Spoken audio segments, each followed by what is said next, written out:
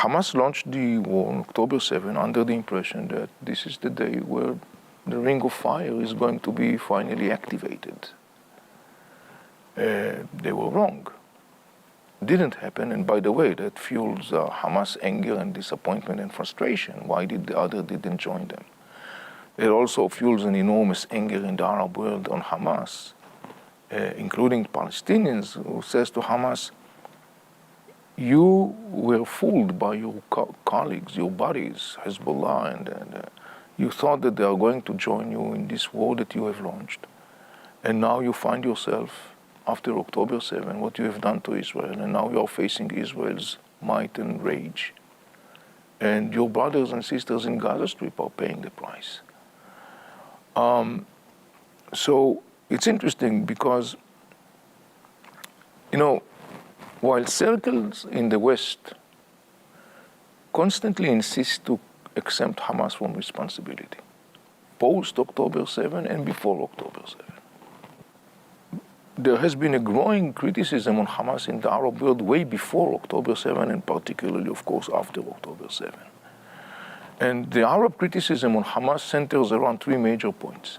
They are saying to Hamas, you crushed violently the rule of your brothers, the Palestinian Authority in Gaza Strip, and by doing that, you torn apart the Palestinian people. All the attempts of Muslim leaders to reconcile Hamas and Fatah failed. You, Hamas, you, guided by your own radical agenda and genocidal agenda, dragged Gaza Strip time and again to these military rounds with Israel, which ended up in the same place, in a dead-end street. You didn't achieve anything. You just dragged your own brothers and sisters in Gaza to havoc and destruction.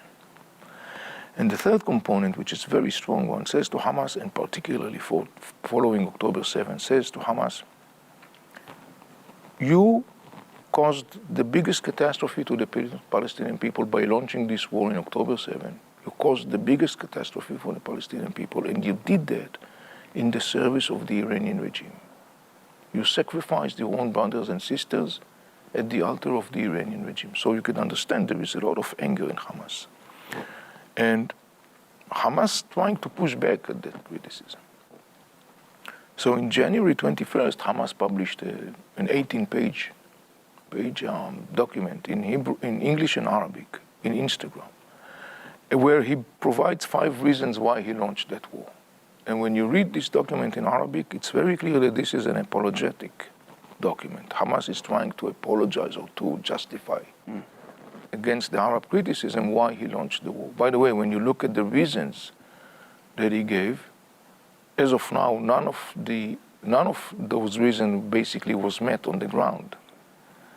None of those. So that kind of like further. For example, just because I don't know for liberating Al-Aqsa. Yeah. Mosque, for example. Yeah. Ending the Israeli occupation, sort of. None of that happened.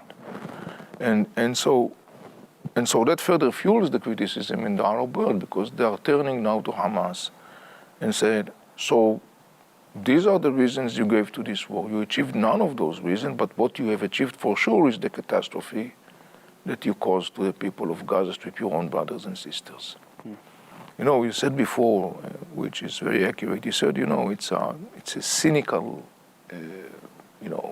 Hamas is acting cynically. I would even say it's a sinister cynicism. Leaders of Hamas, for example, Musa Abu Marzouk, a senior prominent leader of Hamas, interviewed in one of the Arab channels. And the host basically says to him, he says, look, you poured millions to build those tunnels.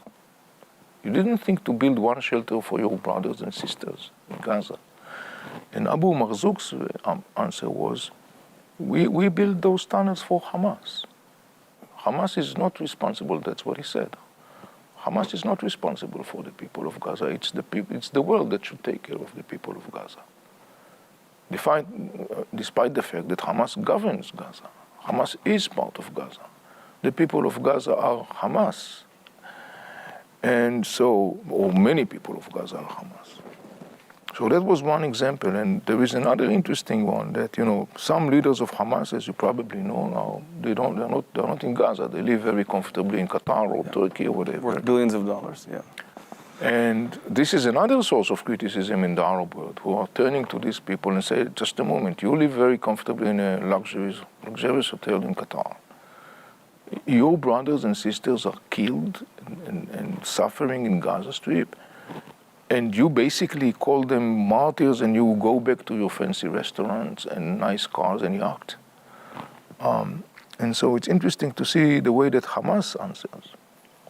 Hamas leader Haniyeh, referring to that, said something. He said, look, yes, we acknowledge that we know that our brothers and sisters in Gaza Strip are sacrificing. They are martyrs. They are doing that for a noble cause. He said, but the important thing, he said, is that the resistance is life and well. This is an interesting mindset, you know, and particularly when you associate that with some circles in the West that echoes the concept of resistance. Ironically, I would even say tragically, particularly circles in the West who associate with more liberal outlook are praising this concept of resistance, not understanding that this is a concept that in the end of the day results in death and destruction across the Middle East. And they should know that when they praise the concept of resistance, this is the same thing that Hamas leaders who live very comfortably in Qatar are saying to justify the disaster they have inflicted upon their own people.